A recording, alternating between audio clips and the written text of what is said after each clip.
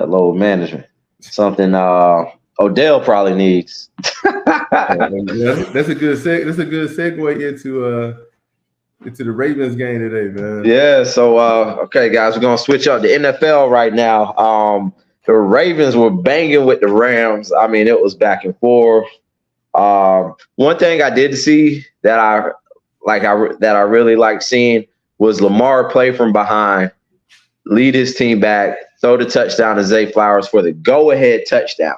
You know, that's always been the stigma for Lamar Jackson the past seasons. It's like, oh, he can play good when it's up, but the Ravens aren't built to come back. I'm like, all right, Lamar's built for that. Now he has a cast of receivers who's much better than his previous cast has been. And even that backup tight end, he had a career day. Isaiah Likely had, I think it was like 4 catches, 80 yards, and a touchdown. Yeah. So they definitely, I feel like Lamar definitely stamped something or put another stamp on that. It's like, hey, I can't come back from being down late in the games to win. Well, I mean, he always played good in big games. So I think everybody just wanted to see him do it in the pocket. And so the narrative on him was he was a run-first quarterback, and he couldn't make the plays with his arm when it counted. And it's always good to see a player that caliber prove people wrong. People forget, they act like he wasn't a NFL MVP like within the last 4 years. Yeah, he threw 35 touchdowns. That did change, man. So having some receivers that they can count on is going to be a good thing. So hopefully Odell can stay healthy. So hopefully he can do the Kawhi Leonard method of load management to make sure that he's there down the stretch of the playoffs. Because Odell balls out in the playoffs. Right. No matter what, Odell has balled out in the playoffs. So yeah, that was a tough game. Lamar, he had 316 yards through the air, 3 TDs, an interception, 11 carries for 70 yards. Odell was like 4 or 5 catches, 97 yards, and a touchdown. Zay Flowers had 4 catches, 60 yards, touchdown, and a 2-point conversion catch. And there was something else that happened. Oh, yeah, the final play of the game. I turned my head for like 2 seconds, and I see the Ravens player, I forgot his name, number 16, running down the sideline. I'm thinking it's a pick 6. I see the replay. It's a freaking punt return for a touchdown to end the game in OT. That was a moment. Wallace coming through with a 76-yard TD in the overtime is really put a cap on that game. So I was pretty tired. That was good to see. All right, guys. Oh, here's a fun fact. So if you include tomorrow's games, there will be a total of 10 backup quarterbacks that weren't the primary starter at the beginning of the season playing this week. I mean, Zach Wilson as a yeah, I counted Zach Wilson. Guys, I'm counting Zach Wilson. All right, so let me run down. Mitch Trubisky, Bailey Zappi, Zach Wilson, Jake Browning. Damn, I lost count. Oh, here we go. Here's the sheet right here. Joe Flacco. Joe Flacco, yep. Joe Flacco, Josh Dobbs, Aiden O'Connell. Oh, Drew Lock started for the Seahawks today. I didn't even know that was happening. I just hear Lock, and Lock drops back for the pass. What the hell? Been kind of last minute too, right? Yeah, it was last minute. I had no idea. But let's see. Those backups are playing well today. Yeah, they're playing solid. I mean, it goes to show you what a good backup is. I'm really surprised nobody traded for the Red Rifle to have another good backup on their team. You know? Yeah, that's weird. That hadn't happened. Like you look at, I would have thought the Jets. I really would have thought the Jets would have made a move for somebody or something just to kind of stay afloat. But Zach Wilson, segue into that game. Zach Wilson had arguably the best game of his career today. I mean, I guess that's showing what some teaching from Aaron will do for you. Hey, Aaron. Yeah, man. You know, they had all those rumors you hear all those rumors at the beginning of the week about Zach not wanting to start the game. There's some rumors, but I don't really believe them. I don't believe that. I don't think a grown ass man in there as a quarterback is going to be like, nah, like, you know, if your team already talking trash, like what you there for if you saying you not going to play and they trying to make you play, you know? That just, like, even if he didn't want to play, I don't think he would be like, nah, I ain't trying to do this. You know what I mean? Maybe he made a comment about something and it got taken out of proportion, but that just didn't, I don't know. That just didn't sit well. I mean, at least I'm happy that the dude came out and performed. Like, I'm not saying like Zach Wilson is my favorite quarterback, but he's had some decent moments this season where he actually looked like I'm not going to say a starting quarterback, but he looks like a decent backup that he could have a career in the NFL. Right. People are ready to like kick him out of the league like 2-3 weeks ago. Like, you're seeing this right now. Backups are damn near just important as a starting quarterback. Not quite, but you know, when they get on that field, they're just as important as your primary starting quarterback. I remember the Panthers. Oh gosh, we don't even have to. I don't even know what happened in that game today. I just saw Miles Sanders had a big run, and that's about it. And then I looked at the score. I'm like, okay. But anyways, the Panthers that season we won the NFC South, but we went 7-8-1. Who was it? Was it Derek Anderson? Yeah, it was Derek. Yeah, Derek Anderson had to play 2 games, or he had to play 1 or 2 games in camp because Cam Newton was out, and he won 1 game. I remember one of them was against the Bucks, and that was just such an important part of the season because we had to win that game to advance to the playoffs. So investing in your backup quarterback is key. And then Joe Flacco out here throwing dimes, having another 300-plus game against the Jaguars. I mean, you can argue that Joey Flacco actually looked better than Deshaun Watson in that system. I mean, don't get me wrong, Deshaun's a better player. But looking at this season, like Flacco has 2 games and Deshaun has 1 half.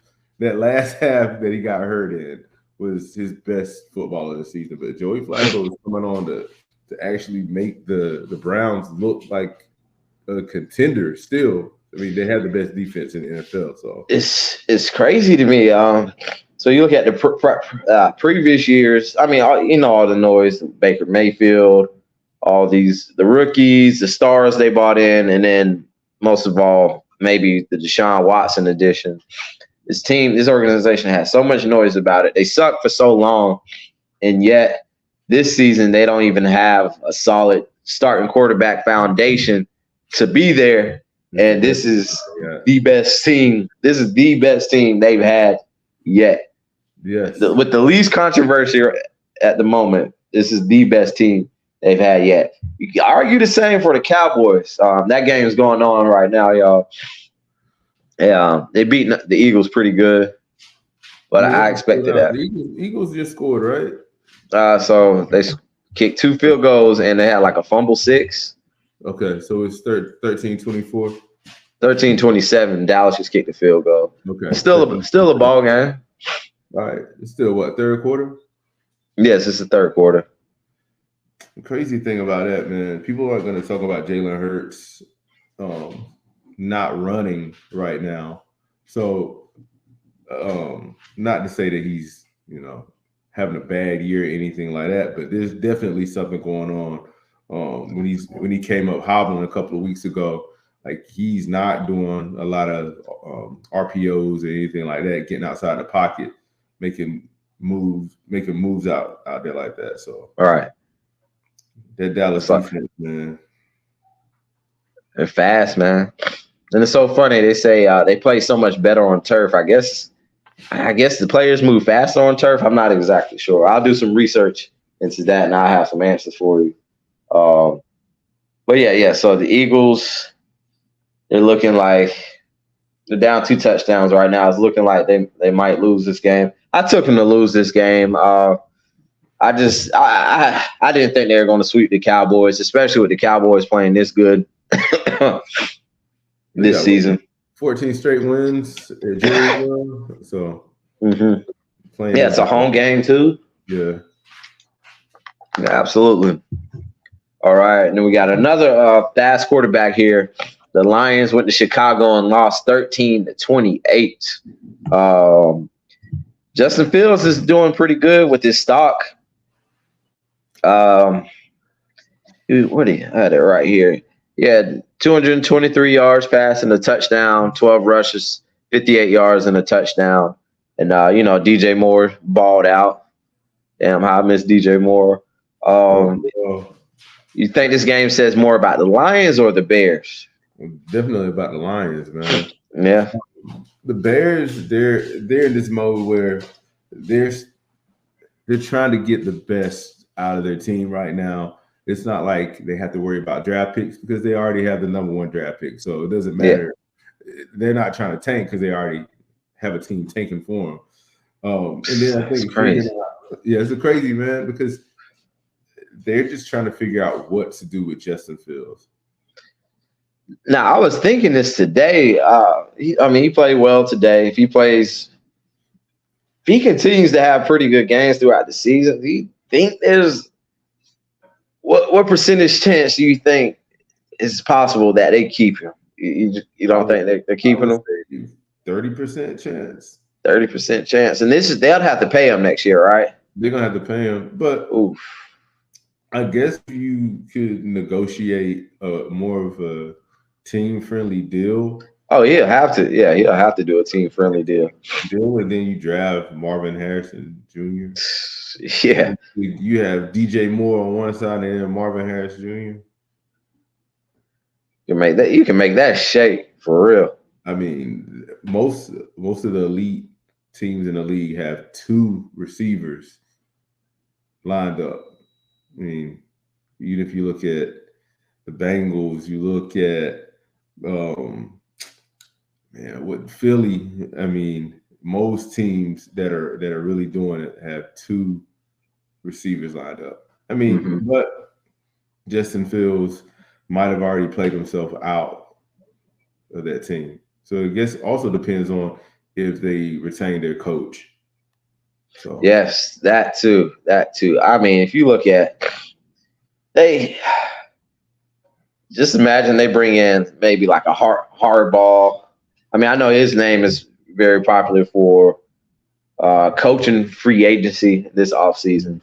They bring in a hardball. Oh my God, they're going to have to do what hardball wants to do. You know what I mean? That's only going to make sense. So he gets to pick his quarterback. So I mean, if he wants Justin, or he might just want to go ahead and draft and develop somebody straight out of draft. But think of the Bears have options. So I mean, you look at number 1. I mean, Caleb Williams is the consensus number 1 overall pick. But what if somebody wanted somebody else? Either way, the value of that number 1 pick this year is tip top. What if the Bears wanted to trade that pick and get some compensation? Like really, if they really wanted to keep Justin Fields, but like you said, drafting Marvin Harrison, that would be huge too. At wide receiver, like that's right now. If he is looking, I'm not gonna say can't miss, but he is looking like a can't miss draft pick. Oh yeah. So when you keep Justin Fields and draft Marvin Harrison, or you gonna roll the dice on a QB, man. Number 1 QBs. I mean, that's what that's what I'm feeling like. It's like okay, it's like I know Caleb Williams is gonna be good, but it's still like Do you know he's gonna be good? I mean, I know he's super talented. Right, like he's super talented, but people, man, good college QBs can fall into a bad system. And then there's a lot of times a college QB that is thrown into a starting role right away, man, if they don't have the right support around them, like they can struggle, lose their confidence, and then be out of the league. So you never know, man. Like Sam Darnold was a talented quarterback with arm talent and everything too. Sam Darnold, which quarterback in the draft, he reminds me of Drake May. as far as like stature, athletic ability, and arm. I think Drake May is definitely better, but a lot of similarities right But I there. mean, Sam Darnold coming out of USC was a baller because even before the year he came out, he was projecting to go number one. But So Baker went number one, right? Baker went number one. So even before that year in college, I think he was a junior because he left early.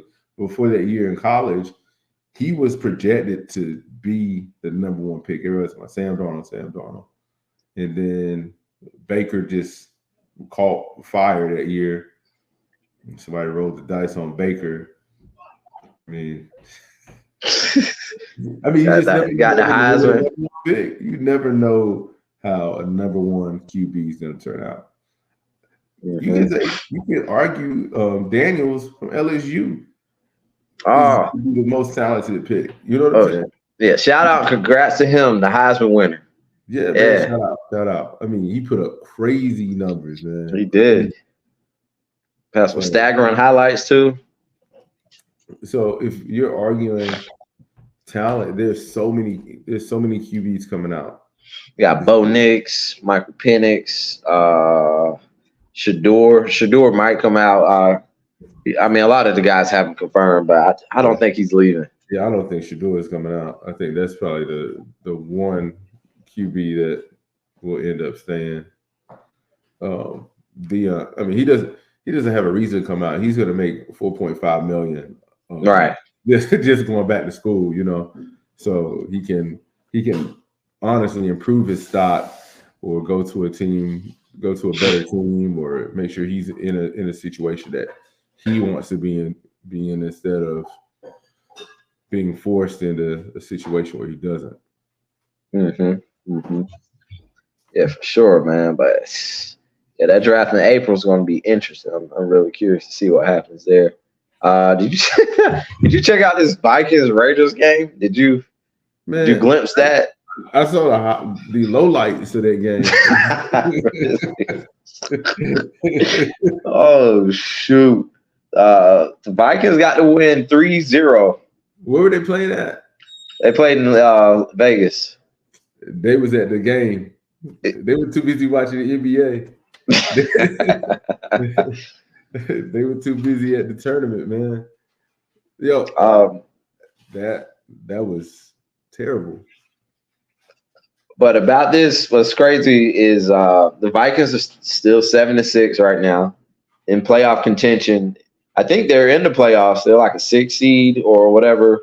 I'm gonna have to look at the standings in a second. But yeah, they're in the playoff contention right now, and they're doing this without their quarterback, Kirk Cousins, and without their and Justin Jefferson. It's his first week back, got hurt again. It was a kind of a hard hit. I mean, I guess it was a hard hit because the injury was in his chest. So, that could be something serious. Definitely not returning to the game with that. So, I mean, I'm looking at the outlook. It's like, damn, what if the Vikings had Kirk Cousins and Jefferson? And then big shout out to Brian Flores, defensive coordinator, man. Like, I looked at their defensive stats as far as yards per game and points per game given up, and they're middle of the pack. They went from marshmallow soft. They were so bad last year. So bad. Yeah. They went from that to damn near middle of the pack to shutting out a team. I mean, the Raiders started Aiden O'Connell, but they put up some points. They look somewhat competent, especially since McDaniels has been gone. But, yeah, that's big props to them. It sucks.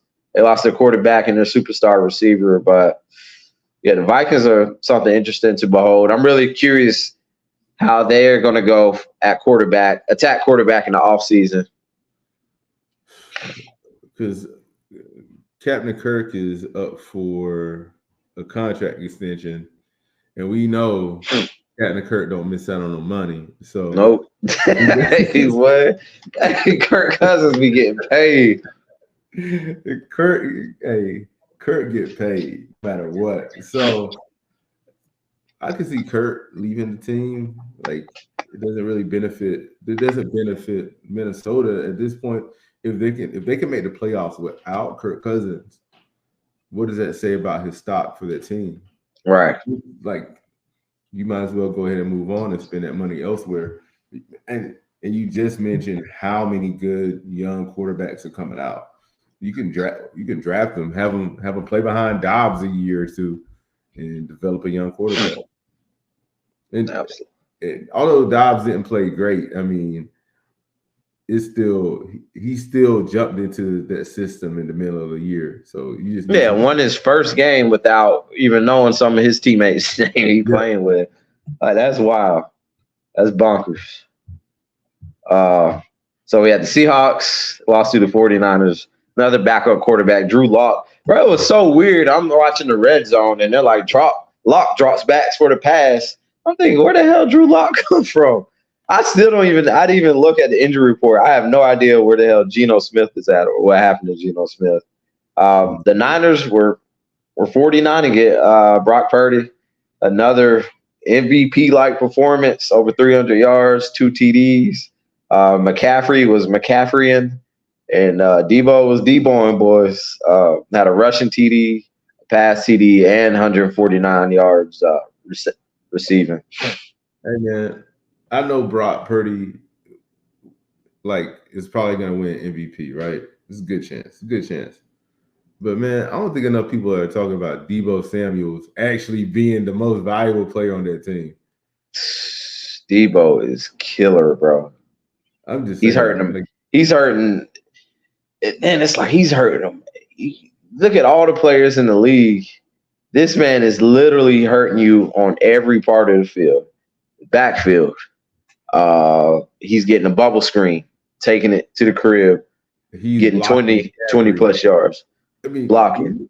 He's blocking too. So middle of the field. And one play, Brock Purdy just dropped back, had time, slung it downfield. It was a deep pass. Like, it was like a deep crossing from corner to corner, and Debo caught it. Literally every part of the field, Debo was hitting you with. Like, bro, what? It's saying, man, if you talk about, and that's the reason why, when he was holding out, he had a good point. Like, they were trying to pay him like a running back. Man, yeah, they were trying to pay him. Like, bro, what the hell are y'all talking about? Like, bro, he was like, what the hell are y'all talking about? Dude, do not insult Debo like he is just a running back. That dude is the official Swiss Army knife of the NFL. Like, you can line him up in any position. I mean, that dude could throw. He could throw a touchdown pass. Yeah, he'd be throwing. Like, bro, what? He could have been like, I got to pay me like a quarterback too. I mean, just saying. So, they're talking MVP. Yes, and shout out to Brock Purdy, because my man, the John Stockton, the QB, is distributing the ball the way he's supposed to. But MVP, yes, he might win that, but he's not even the most valuable player on his team. And I think that would be Deebo Samuels. Feel you. Not McCaffrey?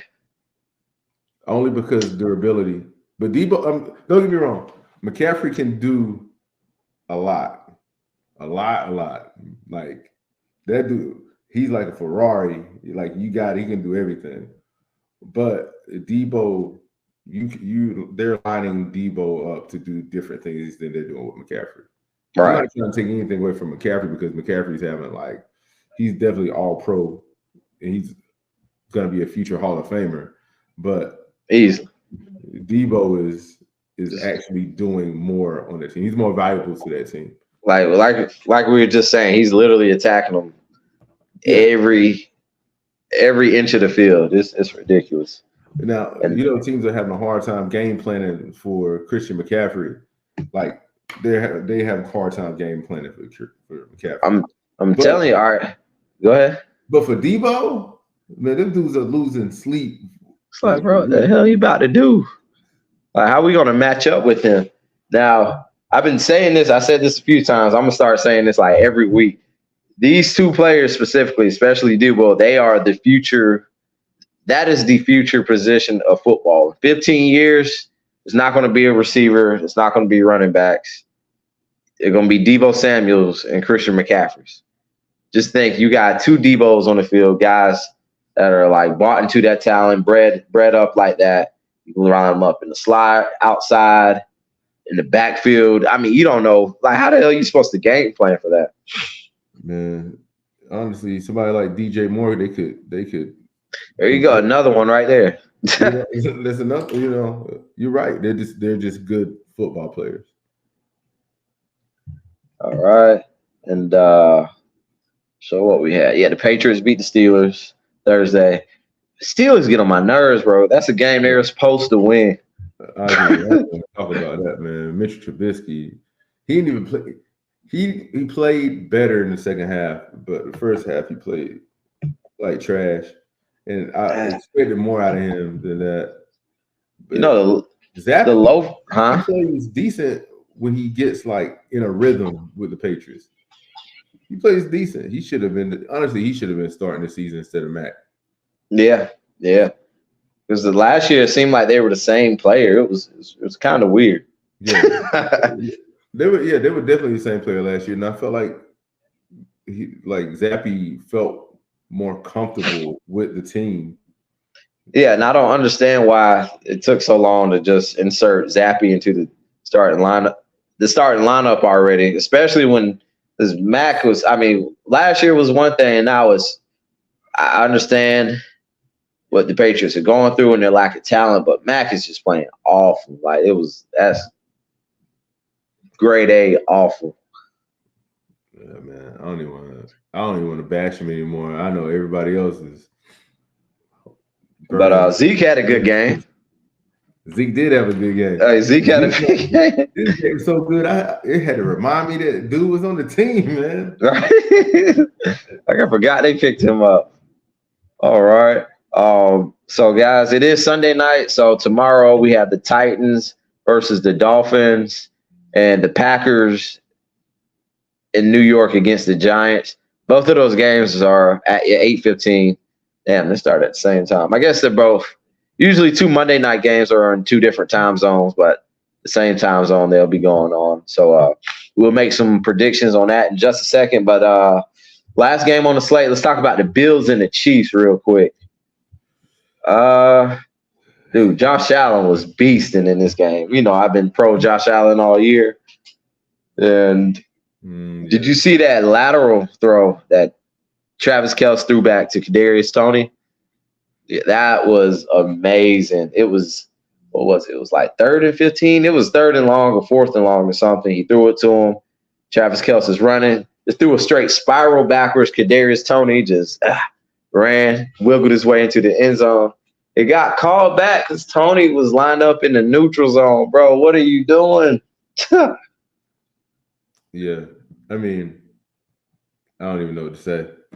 The Chiefs have been on top of the AFC for so long that, I mean, it is what it is. Pat Mahomes, man, did you see him after the game? I kept getting alerts about it, but I didn't see it. He was snapping. He was hot, man. Man, you know how hard it is for me to take that dude seriously when he gets so hot. Man, Pat Mahomes' voice, man, he threw me off. But he didn't get a call. And we were just talking about this. Which call was it? What happened? No, we're talking about the which call you talking about he didn't get? Offsides call. Oh, the offside. He was lined up offsides. Man, Pat said he wasn't. Oh, my bad. Hey, Mahomes said he wasn't. Okay, my bad. Pat said he wasn't. He let them know. But I mean, he's a Hall of Fame quarterback. He's used to getting his way. Like for real. Like I've been pro Mahomes since he came into the league, but I don't want to hear him complain about any calls, especially one like that. It's like, bro, you gotten all the calls in the world, especially that play in the Super Bowl. I thought it was a weak pass interference or holding or whatever. The one thing that you can't deny is who was it? Was it Bradbury or Slay? I think it was Bradbury. He did grab that jersey. Yeah. And if you grab cloth, that's automatic. He had his arm around him, but he grabbed the cloth. So they got that call. But the Chiefs typically are refs favor so far as it appears. So I don't have too much to say about that call right there.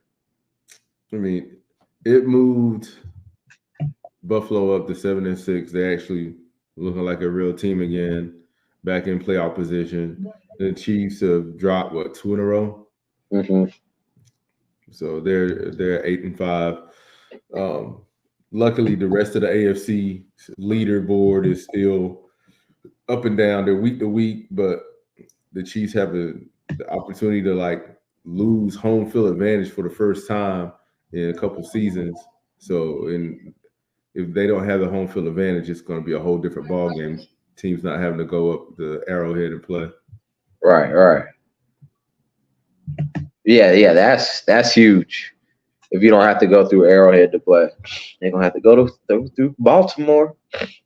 Yeah, right now, Kansas City's number 3 behind Baltimore and Miami. Miami. 9-3. Miami still has a chance to catch up with Baltimore. So okay.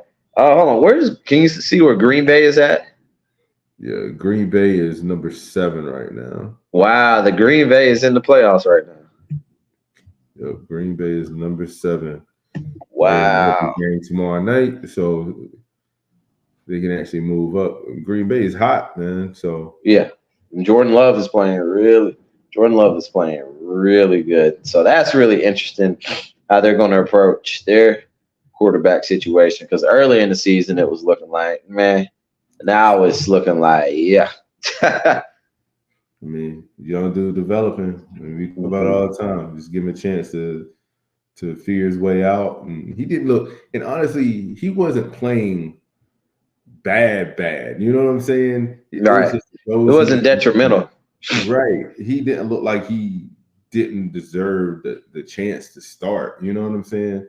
And shout out to Green Bay for just giving him the opportunity and sticking with him and not being so quick to pull him.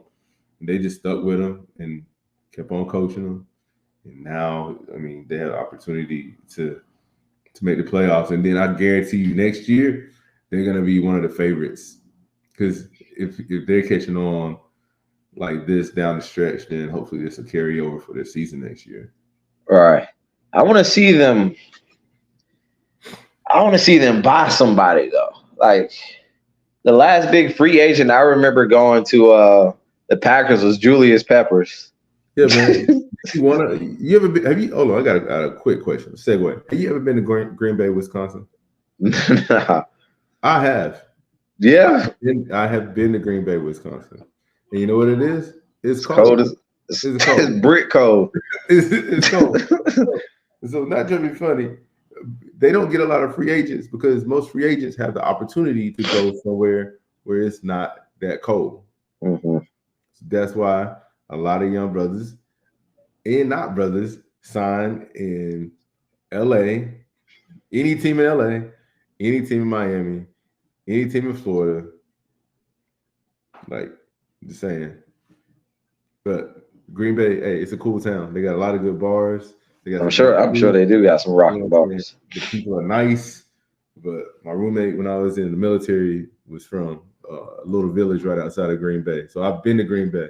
It's a chill town. But I wouldn't. Okay. If I was a millionaire, I wouldn't live there. Just saying. Hell no, I wouldn't either, bro. What? But yeah, looking at the slate right now, the Green Bay, they're in the driver's seat to take that position. And Minnesota's number 6 right now. That's crazy. Man, the Packers got that big game tomorrow night, man. With the little Giants. They gonna. Green Bay don't eat them up, bro. I'll be so disappointed. That's another team on their backup quarterback. Yeah. What's the quarterback? What's the dude? Bro, I don't even know. My cousin Vinny. What's his name? He's the third guy, right? Is this the 4th quarterback? It might be the 4th guy. I don't know. After Tyrod, bro, I just stopped watching. Man, I gotta figure out who the QB is tomorrow night, because it's the dude that sounded like he was in a Mark one of those Mark Italian Wahlberg. mobster movies. You know Oh what I'm saying? yeah, or The Departed or something. Man, put it up. All right. Oh, Tommy is Tommy DeVito. Tommy DeVito. Damn, I didn't like that's spot on too. Gosh. DeVito, that's authentic. That's authentic. Man, That's that dude authentic. probably owns a New York pizza spot, man, when he gets off the game, bro. For real. That's authentic. So, hey. And the Titans go to Miami. Miami should kill them. Yeah, they should get murked. Man, that track meet out there in Miami. That's another dude who should get more consideration for MVP this year, man. So he should definitely be at the top. All right. You got anything else for us on? Man, not NFL. I do want to say shout out to LA Dodgers. Bro, before you said man, that's what I thought about. I was like, damn, he got it. Go ahead. Signing Shohei Ohtani, pitcher, designated hitter, MVP, unicorn, whatever you want to say. Like, shout out to the Dodgers, man. That is a team that signs free agents. You talk about somebody that goes and gets what they want. Like the Yankees signed Soto. Yeah, they signed Soto. I'm like, damn. Hey, yeah, you see it. Yeah. You see it. Yeah. The Dodgers is like, nah, we're gonna up that, and they went and got Shohei. So those two teams with like the most money, right? The Dodgers and the Yankees. The Dodgers and the Yankees, man. Gosh, that's just not fair. $7 million. 70 a year. That's wild. I knew he was. I thought he was going to be more like 10 years, 60 million. I mean 600 million, but 700 million really pushed it. I mean, it's not pushing it. I mean, he's going to be worth that money and like what he brings, his talent and how much attention he brings to the Dodgers. I just didn't expect that number. Man, they might as well have no more Anaheim Angels fans because they're all gonna watch this. Bro, they might as well not. It's like 40 minutes up the road, man. So now all those fans. He went right up the street. Yeah, they done stole their fans. They might as well get Mike Trout too, man, to save him. They might as well just liquidate that team. They need to do something, man. Like Mike Trout has been. Does anybody watch Mike Trout? Like, I can't even remember the last time I've seen Mike Trout play baseball. Like, I mean, I watched him a little bit, but I mean, he's a great talent. Everybody's sure. Like this generation's Mickey Mantle, but nobody watches him play, man. I'm too busy watching Bryce Harper, right? Or Mookie, or anybody else, man. Like even your Yankees, even Judge. I mean, Mike Trout, man, I feel bad for dude playing for a team that will never really compete. And then I would say this real quick. The most insane thing was the Angels didn't trade him. They had the opportunity to like get new talent, and that is the reason why that team is a terrible, terrible organization. They could have made a trade and got talent back, but instead they let one of the best players in the history of baseball leave your organization for bro. I know they hurt, but oh my goodness. I wonder what I really wonder what they offer to try to re-sign. They had to try to re-sign him, right? Yeah, they tried to re-sign him. Oh, I wonder what they offer. I really want to see what other deals these teams propose. They ain't offer that Dodger money. Nah. But also he said that he wanted to win too. And I feel like, well, I don't feel like, I know that was his main thing. It's like, bro, I want to play in October, bro. You know, like I want to be there. He's not pitching next season either. So he's not? No, because he had the shoulder injury. Oh, okay. So he's not pitching right now. As of right now, they're saying he's not going to pitch. And that's crazy, bro. Like, so I mean, I know he's a pitcher, but the fact that you just said that is just like, damn, he's He's a top-notch pitcher too, bro. Like, what? That's like a dude. This is literally like, okay, we got our quarterback. All right, it's going on defense. Oh, he's a defensive end too. He averages. Oh, he got 15 and a half sacks last year. Yeah, he does that too. What the hell are we talking about, bro? What? And it's like, yeah, he's not gonna pass rush for the first 6 games this year. He's just gonna play quarter. Like, bro, what? This ain't high school. That's high school stuff. Bro, he ain't pitching. Look, he's not pitching next season. But then if you look at the Dodgers lineup, like there's no spots where you can't insert him and he's not going to be able to attack the ball. So if you have a lineup with him and Mookie, like it's crazy. They're going to have a crazy lineup. So in the National League, they don't the pitch. Oh, my no, the pitcher is in the lineup, right? Yeah, but they're just gonna have him as a DH. DH, right? He's a DH this year. He's just gonna be DH now that the NL has DH. So you don't even have to worry about him playing in the field. And Mookie Betts moved to second base full time now. So it's just gonna be crazy, man. Dodgers better win championship in the next 2 seasons, and honestly, they don't have a reason not to. But I mean, the Phillies got a good team, man. Baseball is good again, man. Right. Games aren't lasting 8 hours, so I can watch it now. So we got straight, man. Coming up. Hey, like for real. If you want to talk some baseball, I'm gonna try like every year, especially this year. I tried to keep up. I lasted like about a month and I fell off, and I look at the standings and with baseball, it's like you can a lot of games, man. it's so many games and so many teams, so many players, you got damn farm systems and everything. But I feel like as long as you try to like really just keep up with your team, you'll just feed in all the other news that's going on. Like keep up with your team. And then just get like the leading headlines and keep up with the standings. You'll do fairly well. Yeah, there's a lot of games. We get through a little quick segment when baseball season starts. Oh yeah, for sure. What's your team? Man, I'm a Dodgers fan. You're a Dodgers fan? I should have known it. Dodgers fan. I should have known. I like the Pirates too, man. You like the Pirates? Oh, how'd you become a fan of these teams? You like the Nats? You said the Nationals? No, you see what I got up here. I should have known, man. You see the shirt? The evil empire? Yes, sir. Oh yeah. All right, well, at least we like some winners. Hey, I'm from North Carolina where we ain't have a team, so I got to pick who I wanted. So all right, true. So how did you like come about being in the Dodgers and the Pirates? My wife's family's from Pittsburgh, so right.